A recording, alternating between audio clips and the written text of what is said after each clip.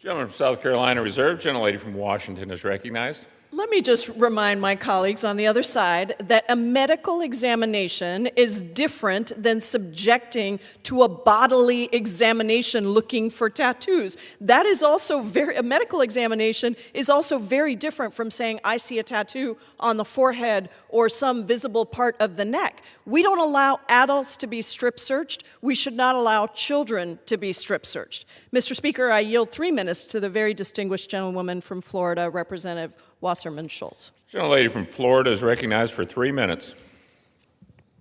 Thank you, Mr. Speaker, and I thank the gentlelady for yielding. Mr. Speaker, I rise in strong opposition to this atrocious bill, which codifies Trump's family separation policy, throws immigrant children into prisons indefinitely, and does, despite the gentleman from South Carolina only being here for 5 minutes and not remembering or being aware of the implementation of the family separation policy in the first Trump term, exposes them to traumatic, invasive strip searches. Trump promised to get rid of the worst of the worst. Instead, he's imprisoning innocent children. He's deporting Venezuelans who had lawful status through TPS to a criminal regime that they fled out of fear, whose leader, Trump, has declared a terrorist leader. You just cannot make this stuff up.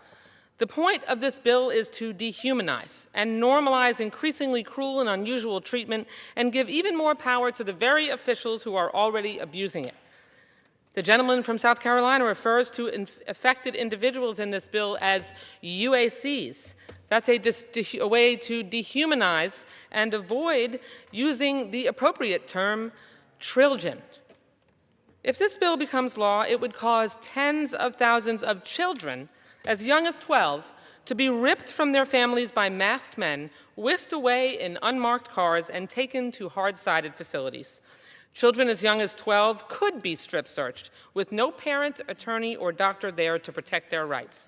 Afterwards, they could be jailed indefinitely with no trial, no due process, and no oversight. And it's not judges in charge, it's Homeland Security Secretary Noem deciding their fate. Expending law enforcement resources on imprisoning thousands of children instead of targeting criminals won't make us safer. Refusing to release children to loved ones, depriving them of legal support, medical care, and education, none of that better protects any of us. Americans deserve secure borders, a justice system that targets violent criminals, and an immigration process that protects innocent children. But instead, Republicans task police with hunting down law-abiding immigrants with no criminal record. And all this bill does is add children to their list of targets. Kayla Hamilton's murder was absolutely horrific. As a mother myself, I can't imagine what her family endured. But no mom should have her innocent child taken away, and this bill does just that. Kayla's murderer was arrested, convicted, and sentenced. He'll spend his entire life in prison, and rightfully so. But not one child who will be ripped away from their mother's arms by this bill was responsible for Kayla's death.